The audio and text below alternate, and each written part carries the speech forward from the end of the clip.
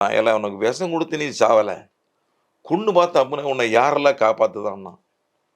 உனக்குள்ள அகங்காரம் ரொம்ப இருக்கு. நீ எனக்கு அப்பன்தான். உன் அகங்காரம் குறைஞ்சிருது அப்படின்னா, கடவுள பார்க்கலாம்ன்னா. யாரெல்லாம் அந்த கடவுள்னா? நாராயணன்னா. நாராயணன் எப்படி இருப்பான்னா? சொல்லி பார்த்தேன் கேட்கல.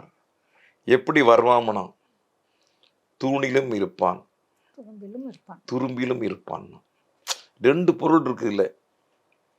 தூணிலும் இருப்பான். துரும்பிலும் இருப்பான். நீங்க ஒரு வீட்டுக்கோ, ஒரு மாடத்துக்கோ, ஒரு கோயிலுக்கோ ஆதாரமாக இருப்பது தூண். சரிதானா? அந்த தூணுங்கிறது எல்லாரையும் தாங்கிறது.